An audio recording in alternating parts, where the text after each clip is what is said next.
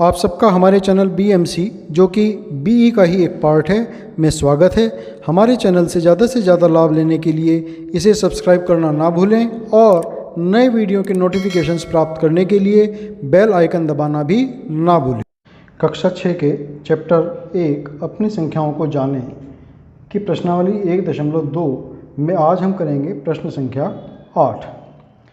प्रश्न संख्या 8 है, किसी विद्यार्थी ने 7236 को 56 के स्थान पर 65 से गुणा कर दिया। गुणा करना था 56 से, गुणा कर दिया 65 से। Students multiply 7236 with 65 in place of 56. Find out his answer is how much more than the right answer. 7000 विद्यार्थी को 7236 की गुणा करनी थी 56 से। विद्यार्थी ने 7236 की गुणा की कितने से? 65 से। तो यहाँ पर हम देखते हैं बच्चों कि 56 और 65 में दाएं के स्थान पर यहाँ पर 5 है और इसमें 6 है, तो निश्चित रूप से 65 56 से बड़ा है। 65 बड़ा है 56 से, तो जो उत्तर आएगा वो भी 56 से गुणा करने पर जो उत्तर आना था उससे निश्चित रूप से ज़्यादा ही आएगा।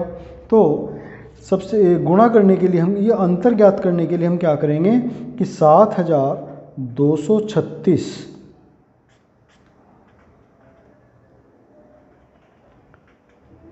को गुणा करेंगे 65 माइनस 56 के अंतर से गुणा कर देंगे। 7236 गुणा 65 माइनस 56, तो 65 माइनस 56 कितने हो जाते हैं? अगर मैं घटाऊं तो 9 मिलते हैं। तो 7236 गुणा 9 गुणा करने पर क्या मिलता है मुझे?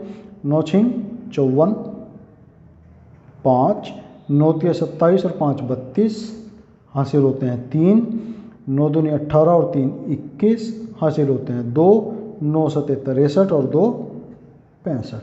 यानी कि जो उसका उत्तर था सही उत्तर से 65,124 ज़्यादा होगा। इसको हम ऐसे भी समझ सकते हैं कि उसने 56 बार 7236 को यहाँ जोड़ना था, जबकि उसने जोड़ दिया 65 बार। तो 65 और 56 का अंतर हमने बताया कितना होता है? 9 होता है। तो यानी कि उसने 7236 को 9 बार अधिक जोड़ दिया। 9 बार अधिक जोड़ दिया, तो 7236 को 9 बार हम जोड़ें या 9 बार गुणा करें तो उतना उसका उत्तर सही उत्तर से अधिक होगा। तो हमारा उत्तर 65,124 आया है कि उस विद्यार्थी का उत्तर सही उत्तर से 65,124 बार ज़्यादा होगा। एक कमीज सीने के लिए 2 मीटर 15 सेंटीमीटर कपड़े की आवश्यकता है। एक कमीज अगर हमें सिलवानी है तो उसके लिए कपड़ा कितना चाहिए? 2 मीटर 15 सेंटीमीटर। अब दुकानदार के पास 40 मीटर कपड़ा है कुल मिलाकर के, तो उस कपड़े में से कितनी कमीजें हम सिलवा सकते हैं और कितना कपड़ा फिर भी उसके पास शेष रहेगा? तो देखते हैं बच्चों, उत्तर इसका एक कमीज सिलने के लिए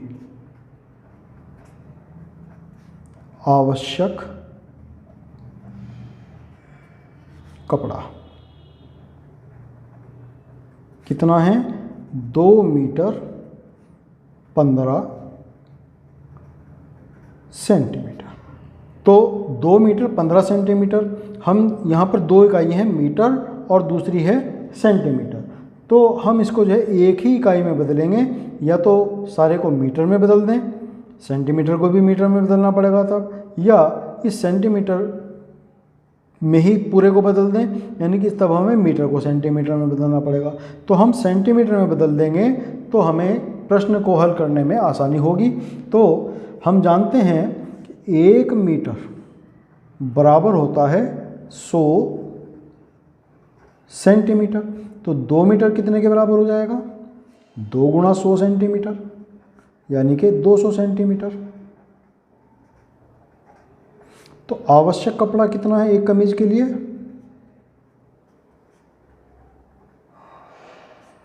2 मीटर 15 सेंटीमीटर। इसको मैं कैसे लिख सकता हूँ? 2 मीटर पूरा है प्लस 15 सेंटीमीटर और है इसके बाद। 2 मीटर का मतलब कितना? 200 सेंटीमीटर, अभी मैंने ऊपर लिखा है। तो 200 सेंटीमीटर प्लस 15 सेंटीमीटर कितना हो गया? ये 215 सेंटीमीटर। तो अर्थात एक कमीज सिलने के लिए जो आवश्यक कपड़ा है कितना मुझे चाहिए? 215 सेंटीमीटर। अब कुल कपड़ा कितना है मेरे पास? कुल कपड़ा बराबर 40 मीटर। तो जब कोई प्रश्न हल करते हैं तो उसमें सभी इकाइयाँ एक ही तरह की होनी चाहिए। तो यहाँ पर हमने इसको सेंटीमीटर में बदला है, तो हम 40 मीटर को भी सेंटीमीटर में बदलेंगे। 1 मीटर हमें पता है कितना होता है? 100 सेंटीमीटर। तो 40 मीटर हो जाएगा 40 गुणा 100। तो 40 और इसके सामने 2 जीरो और लग जाएंगी, क्योंकि 100 में 2 जीरो हैं, गुणा कर रहे हैं उसकी। तो ये 100 सेंटीमीटर, 4000 सेंटीमीटर। यानी कि हमारे पास जो कपड़ा है 4000 सेंटीमीटर है और एक कमीज के लिए चाहिए 215 सेंटीमीटर। तो कुल कितनी कमीजें हम सिल सकते हैं इसमें? देखिए 4000 में से 215 सेंटीमीटर, 215 सेंटीमीटर, 215 सेंटीमीटर, ऐसे कितने हम बार कपड़ा काट सकते हैं। इसको ऐसे समझें कि अगर 4 रोटी हैं और खाने वाले 2 हैं तो प्रत्येक को कितनी कितनी रोटी मिलेंगी? 4, एक को 2 और एक को 2। हमने कैसे निकाला कि या तो 2 प्लस 2 कितनी बार जोड़ा? हमने 2 बार जोड़ा। 2 प्लस 2 तब जाकर के 4 हुआ। या फिर हम ऐसे कर सकते हैं कि 2 गुणा 2 तब भी 4 मिल जाता है, या 4 भाग 2 तब भी हमें 2 मिल जाता है, यानी कि प्रत्येक के हिस्से में 2। अब मान लिया रोटियों की संख्या 4 के बजाय 10 हो जाए, 4 के बजाय 10 हो जाए और खाने वाले अब भी 2 ही हैं, तो प्रत्येक के हिस्से में कितनी कितनी रोटियां आएंगी? 5-5 रोटियां जाएंगी। 10/2 हमने 10 को 2 से भाग दे दिया। तो उसी प्रकार से यहाँ पर है 4000 सेंटीमीटर कुल कपड़ा है और एक कमीज के लिए चाहिए 215 सेंटीमीटर। तो कितनी कमीजें इसमें सिली जा सकती हैं? तो हम यहाँ पर 4000 को 215 से भाग देंगे तो हमें कमीजों की संख्याओं का पता चल जाएगा। तो कमीजों की संख्या बराबर 4000/215। अब 4000 को हम 215 से भाग देते हैं। तो 215 अगर हम एक बार चलाएंगे तो यहाँ पे 200, 2 बार चलाते हैं तो 400, 2 से गुणा करना पड़ेगा इसको। 2 पंजे 10, 2 एकम 2 और 1 3, 2 दूनी 4, 430 होता है जो कि 400 से ज़्यादा है। तो एक बार चलाएंगे 215, 1 पंजे 5, 1 ही कम 1, ये आ जाएगा। अब इसको घटाएंगे तो 10 में से 5 गए 5 और यहाँ बचे 9, 9 में से 1 गए 8 और यहाँ बचे 3, 3 में से 2 गया 1, 185। अभी भी 1 जीरो हमारी बची है तो उसको हम यहाँ पे लिख लेंगे तो हो जाएंगे 1850। अब 1850 को भाग देना है 215 से, 15 निमा होते हैं 135, तो ये हो जाएंगे 1935 हो जाएंगे, ज़्यादा हो जाएंगे, 9 बार नहीं चलता। तो हम यहाँ पर इसको 8 बार चलाएंगे तो 8 पंजे 40 हासिल हो जाते हैं 4, 8 एकम 8 और 4 12 हासिल, फिर 1 हो गए, 8 दूनी 16 और हासिल का 1 17, 1720। इसमें से घटाएंगे 0, 5 में से 2 जाके 3 बचते हैं, 8 में से 7 जाकर के 1 बचता है। अब 130 और ये 215 नहीं चलेगा आगे, तो ये हमारा शेषफल हो गया। तो 4000 सेंटीमीटर में से 18 कमीजें सिली जाएंगी और 130 सेंटीमीटर कपड़ा बच जाएगा।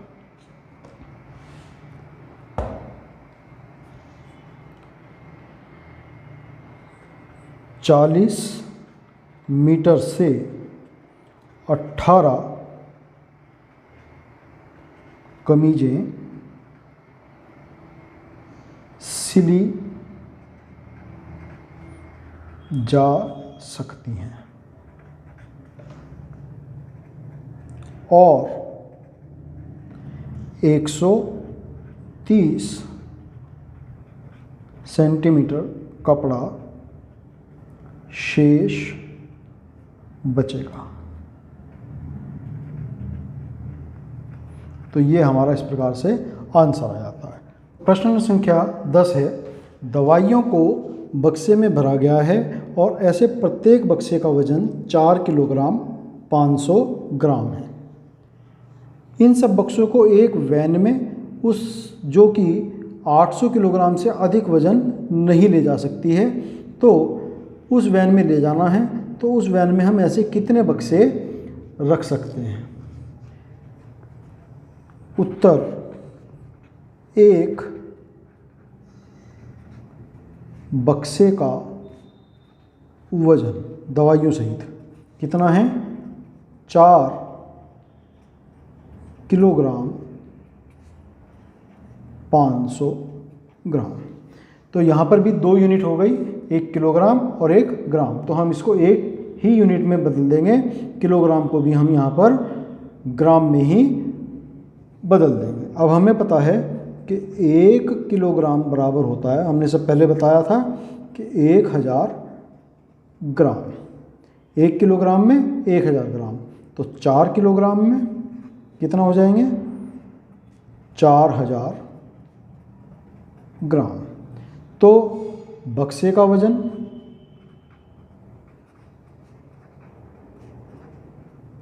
कितना है?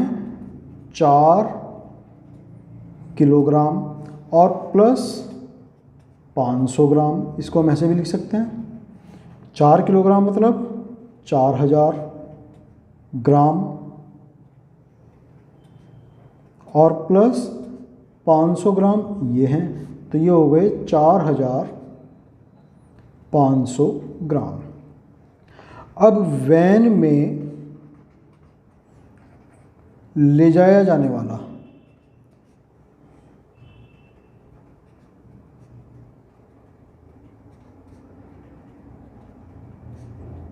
अधिकतम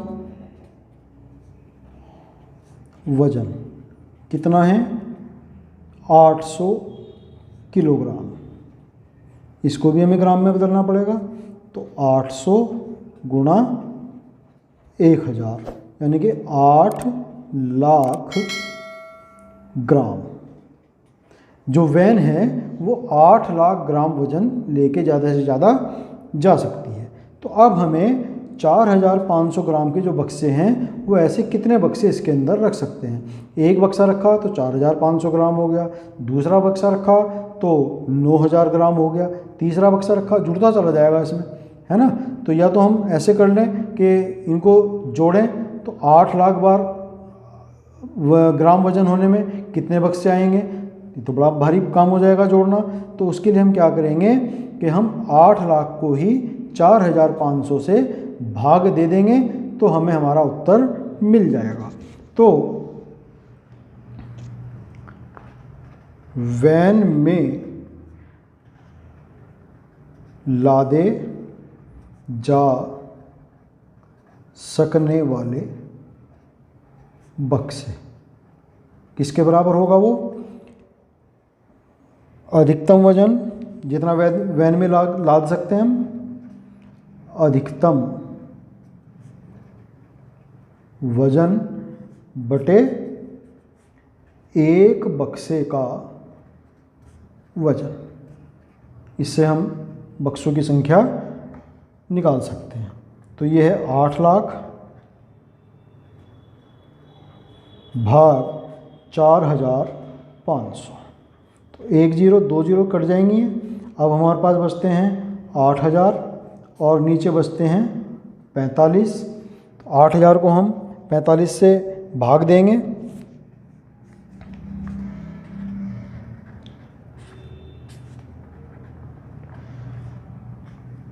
अस्सी को 2 अंक हैं तो 80 को हम पहले 45 से भाग देंगे। अगर हम 2 बार चलाते हैं तो 45 दूनी 90 हो जाते हैं। ज़्यादा हो जाएंगे तो एक ही बार चलाएंगे। 45 ही कम 45, 80 में से 45 घटा करके कितने बचते हैं? 10 में से 5 गए 5, यहाँ बचेंगे 7, 7 में से 4 गए 3, 35 बचते हैं। यहाँ पर एक जीरो उतार लेते हैं। अब कितनी बार चलेगा?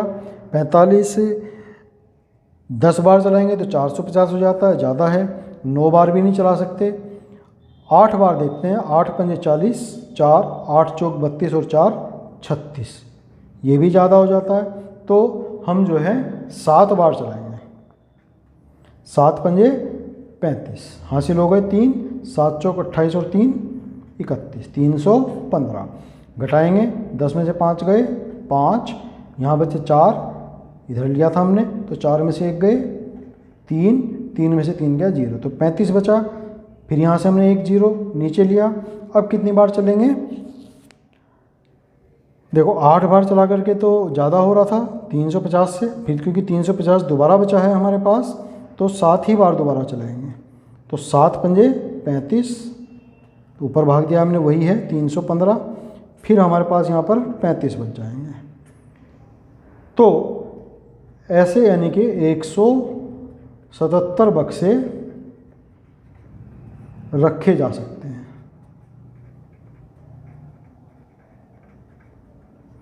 उसके बाद भी 35 ग्राम वजन रखने के लिए जगह शेष बच जाएगी।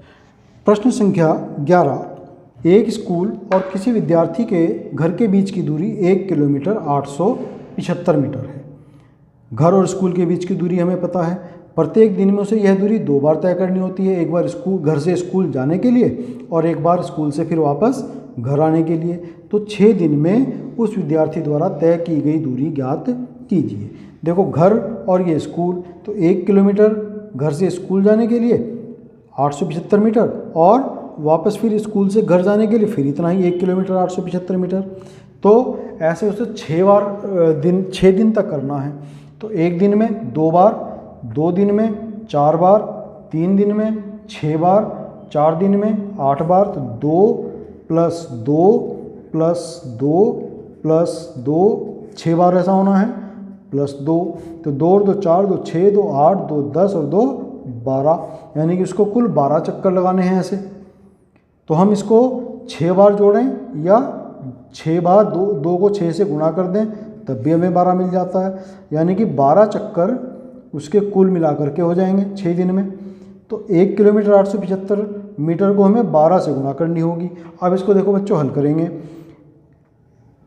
घर व स्कूल के बीच की दूरी 1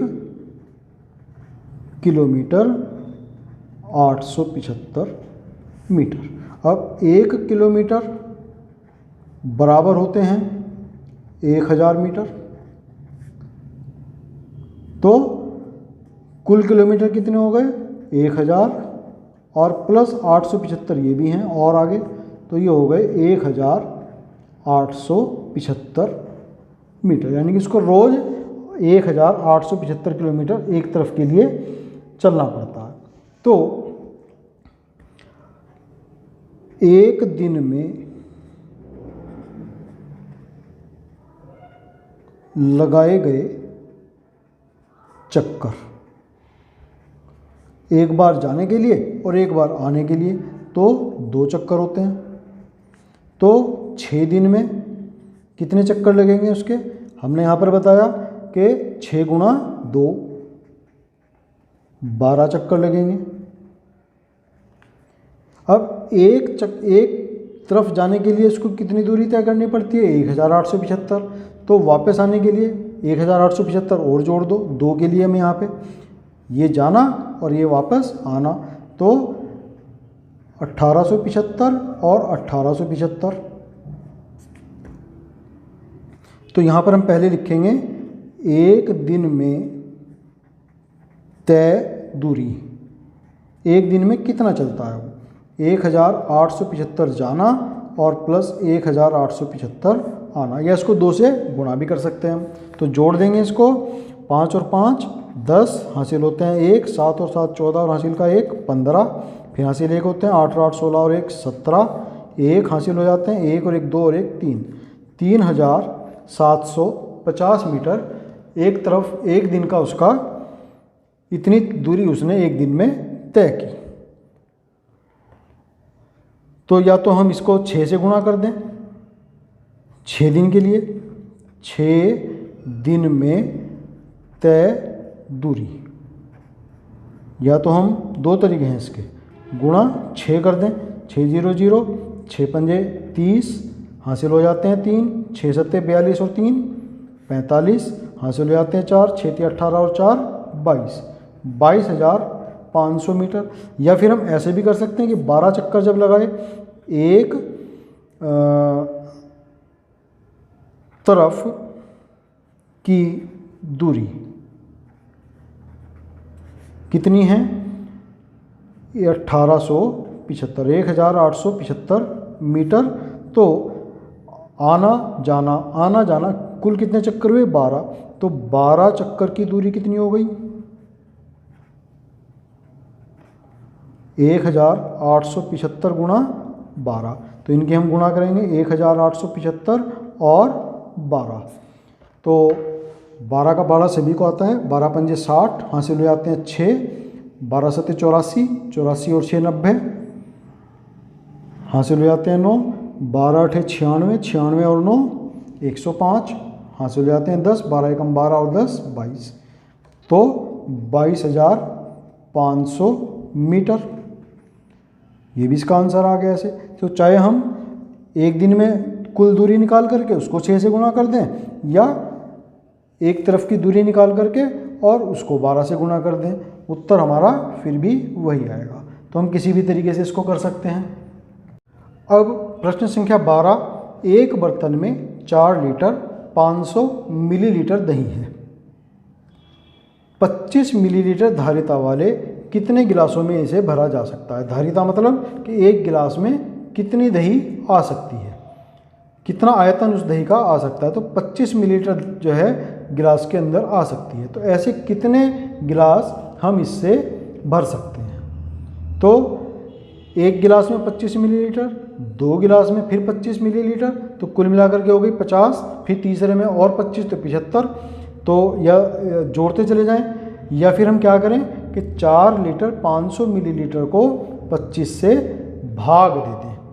वो जैसे हमने पहले प्रश्न किए हैं उसी प्रकार से, तो भाग देने पर भी हमें गिलासों की संख्या पता चल जाएगी। तो उत्तर दही की मात्रा, दही की कुल मात्रा कितनी है? 4 लीटर 500 मिलीलीटर। तो इसको हम एक ही यूनिट में कन्वर्ट करेंगे। 1 लीटर बराबर होते हैं 1000 मिलीलीटर। तो 4 लीटर हो जाएंगे 4000 मिलीलीटर। तो कुल मात्रा कितनी हो जाएगी दही की? ये हम दोबारा लिखेंगे इसको, बराबर 4 लीटर की जगह आ जाएगा 4000 मिलीलीटर और 500 मिलीलीटर और है, तो ये हो जाएंगे 4500 मिलीलीटर। अब एक गिलास की धारिता यानी कि उसमें कितनी दही आती है? वो आती है 25 मिलीलीटर। तो गिलासों की संख्या, जितने गिलासों में दही ये वाली आ सकती है की संख्या बराबर दही की कुल मात्रा भाग एक गिलास की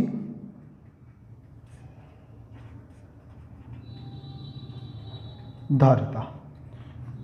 तो 4500 इसको भाग देंगे 25 से, दोनों मिलीलीटर में है, तो 4500 को भाग देते हैं 25 से, 25 एकम 25 एक बार चलेंगे, 2 बार चलाएंगे तो 25 दूनी 50 हो जाएंगे ज़्यादा, तो 20, फिर यहाँ से 0 उतार लिया, 25 8 200, कुछ नहीं बचता, ये एक 0 बची थी वो हमने यहाँ रख दी।